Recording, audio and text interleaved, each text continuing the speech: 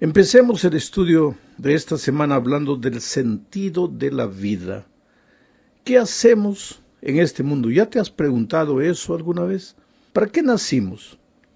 ¿Somos seres reales o imaginarios? ¿Somos frutos de la casualidad? ¿Por qué estamos en este mundo?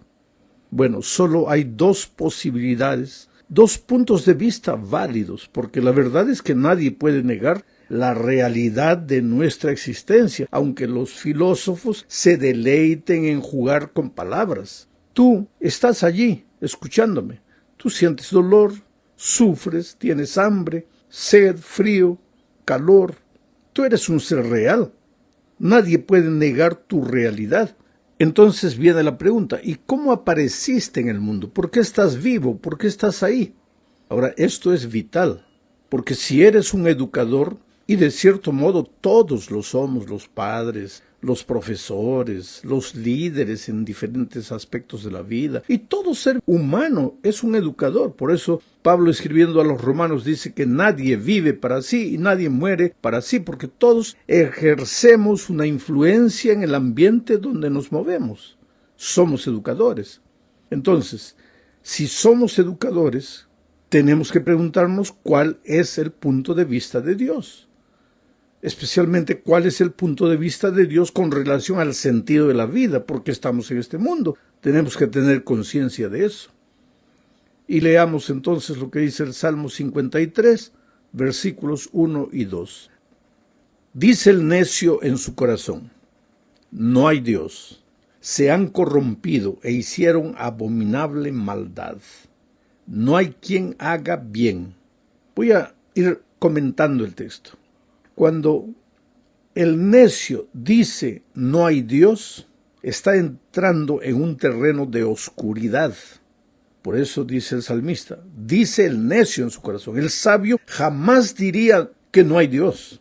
Negar la existencia de Dios y consecuentemente negar que estamos en esta vida porque Dios quiso, eso es necedad para David. Y David escribió por revelación del Espíritu Santo, inspiración del Espíritu. Entonces, lo que dice David es el punto de vista de Dios. Y Dios dice que cuando alguien niega la existencia de Dios, se vuelve un necio. ¿Y cuál es la consecuencia de esa necedad? Corromperse. Se han corrompido. Hicieron abominable maldad. No hay quien haga el bien.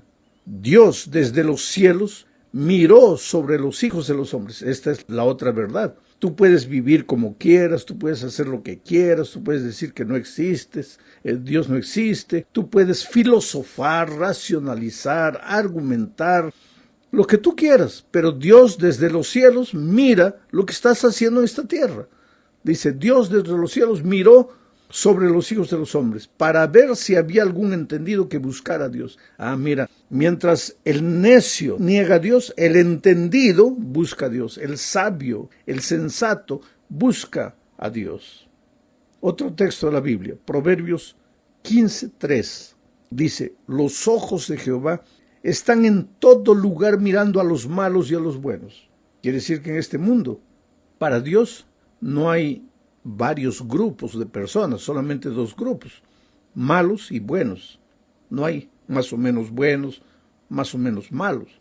Solo dos, malos y buenos. Y en la Biblia eso encontramos muchas veces ese concepto. Cuando Cristo vuelva a esta tierra encontrará ovejas y cabritos.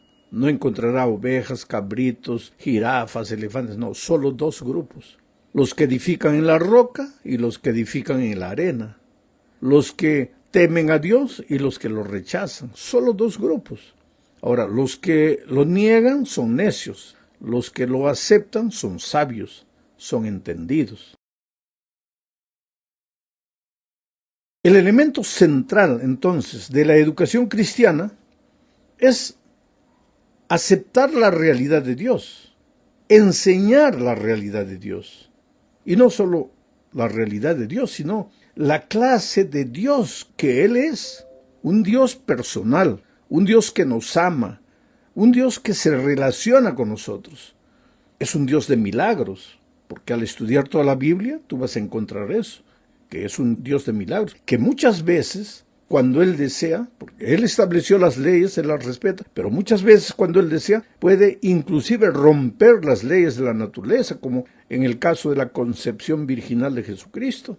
Ahora, el educador cristiano debe entender este primer concepto. Dios es una realidad, es un Dios personal, un Dios que ama a los seres humanos, un Dios que se relaciona a los seres humanos, un Dios de milagros. Esta enseñanza de la cosmovisión es especialmente aplicable a nuestros días porque el mundo intelectual en nuestros días en su mayoría enseña abiertamente, sin medias tintas, la cosmovisión atea y naturalista y afirma, equivocadamente claro, que la ciencia lo apoya. Y tú sabes que hay en muchos países inclusive que ya no se quiere que se enseñe creacionismo, solo evolucionismo. Esto es interesante, voy a comentar de esto un poco más adelante. Vamos ahora a la segunda parte de este comentario. Aquí comentaremos un poco la pregunta de Leibniz. ¿Quién fue este hombre? Fue un pensador, un filósofo alemán del tiempo del racionalismo. Él se hizo una pregunta interesantísima. ¿Por qué, dijo él, por qué hay algo en lugar de nada? Linda filosofía, ¿no? Juego de palabras. Los filósofos tienen la cualidad de usar las palabras, mezclar conceptos para finalmente llegar a la duda y confundir al ser humano. Pero hay pensadores, hay que respetarlos, hay que analizarlos. Entonces él hace una pregunta, pero una pregunta sincera, nacida de tanto estudio, de tanta manera, de tanto raciocinio. Y él dice, ¿por qué hay algo en lugar de nada? Ahora vamos a ver cómo la Biblia responde a esta pregunta. O sea, ¿qué es lo que Dios dice a través de su palabra? Primero, la pregunta, ¿por qué hay algo en lugar de nada? Génesis 1:1 dice, porque en el principio creó Dios los cielos y la tierra. Por eso hay algo en lugar de nada. Otro texto más, Juan 1:1-4, dice, en el principio era el Verbo, era Dios, y el Verbo era con Dios, y el Verbo era Dios. Este era en el principio con Dios. Está hablando de Jesucristo. Todas las cosas por Él fueron hechas. Sin Él nada de lo que ha sido hecho fue hecho. En Él, en Cristo, el Dios, el Verbo, estaba la vida. Y la vida era la luz de los hombres. Esto es lo que la Biblia responde. Esto es lo que la Biblia dice como respuesta a la pregunta de Leibniz. Porque él se pregunta, ¿por qué hay algo en lugar de nada? Pues porque hay un Dios creador. Porque cuando no había nada, por la palabra de Dios fueron creados los cielos y la tierra. Por eso existe.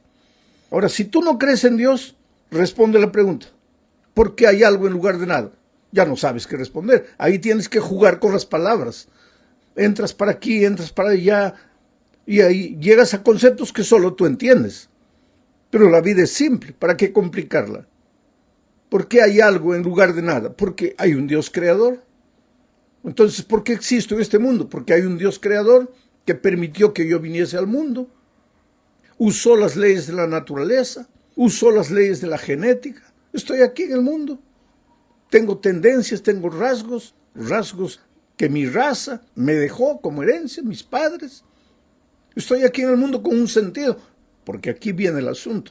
Si Dios no existe, entonces todo es fruto de la casualidad, del acaso. Un día hubo una explosión cósmica, partículas salieron para todos los lados, una de esas partículas se transformó en la tierra, había barro, agua, todo mezclado, de repente apareció misteriosamente la vida en medio de ese lamazal, esa vida fue desarrollándose, se transformó en un renacuajo, y con el tiempo, millones de años, se transformó en un sapo, ese sapo un día se subió a un árbol y millones de años se volvió en un mono, y ese mono con millones y millones de años se transformó en un ser humano.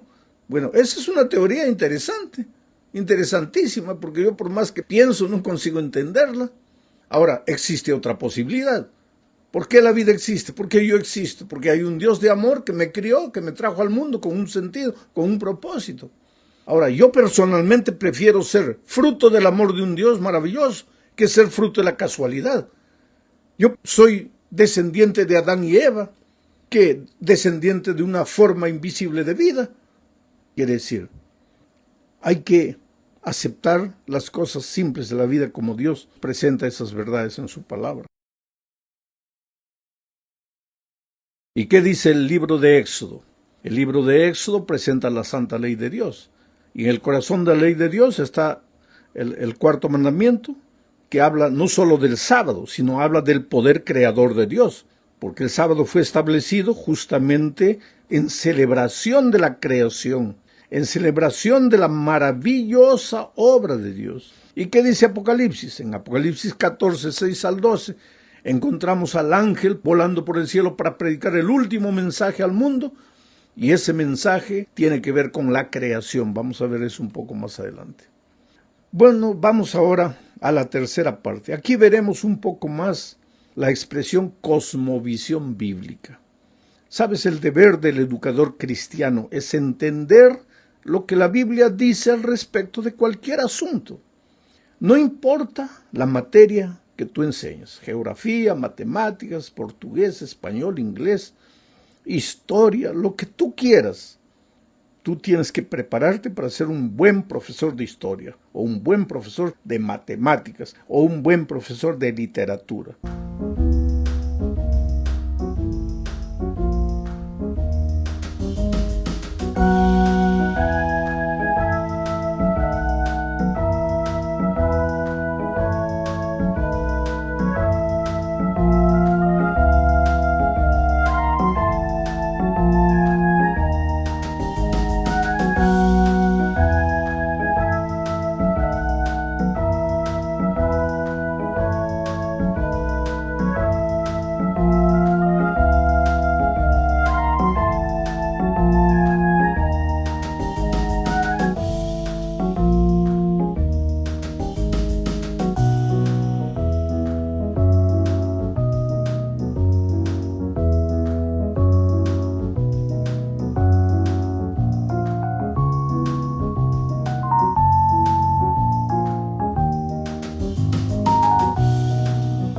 Tienes que ser, como educador cristiano, el mejor profesor en tu materia. Tienes que esforzarte y estudiar para eso. Pero no basta enseñar lo que el currículo dice. Es necesario que tú enseñes lo que la Biblia enseña al respecto de lo que tú vas a enseñar. Porque la realidad es que en muchos países, como ya dije, no se coloca delante de los alumnos opciones, sino que se coloca el concepto que los ideólogos de la educación de ese país desean que se presente a los alumnos. Ellos se quejan del radicalismo, pero cuando se trata de las ideas con las cuales ellos no están de acuerdo, en este caso con las ideas bíblicas, ahí nos acusan de radicales. Pero ellos mismos son radicales al defender sus propias ideas. Ahora, ¿por qué un país, por qué los ideólogos de educación de un país tienen que decir, vamos a enseñar esto a los alumnos? No, pues coloca por lo menos dos caminos, dos opciones. Defiende, expone delante de los alumnos las dos opciones y deja que el alumno escoja. ¿Pero por qué? Cuando se quiere defender principios y valores bíblicos, ahí vienen los ideólogos. No, eso es radicalismo. ¿Y no es radicalismo lo que tú quieres imponer, contrario a las enseñanzas bíblicas? Pues aquí viene la sabiduría del educador. Y solo es sabio el que busca a Dios, el que entiende a Dios, el que acepta las cosas simples de Dios. Enseña, tú como educador, todo lo que tengas que enseñar. Pero busca en la palabra de Dios qué es lo que Dios piensa al respecto de lo que tú vas a enseñar. Ahora, ¿por qué todo esto sucede? Es que hay una lucha invisible entre lo que la Biblia dice y lo que dicen los hombres. Todo eso tiene una cortina de fondo.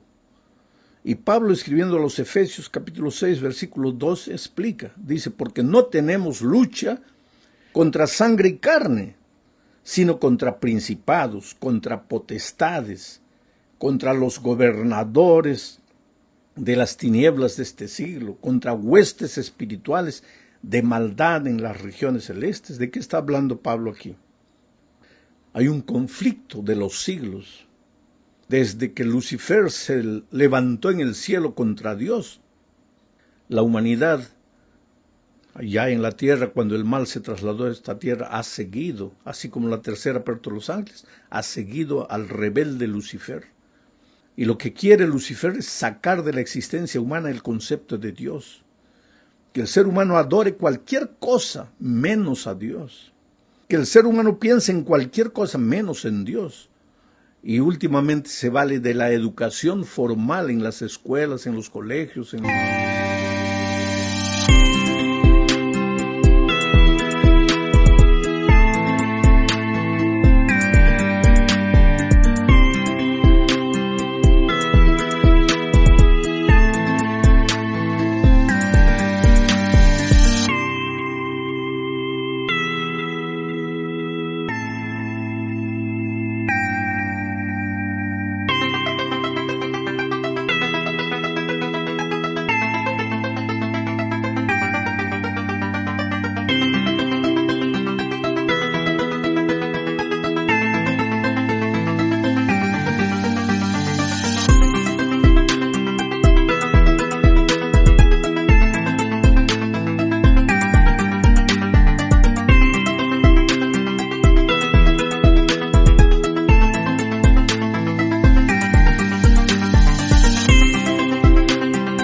universidades para enseñar sus conceptos como si fueran ciencia, como si fuera todo documentado.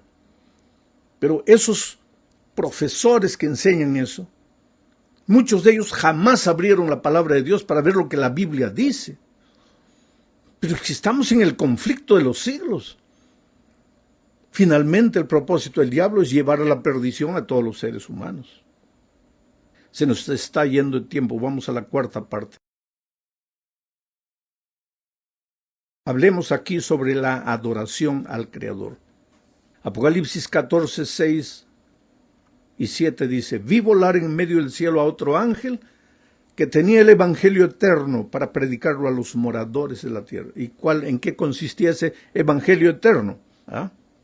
Diciendo: temed a Dios, dadle gloria, porque la hora de su juicio ha llegado.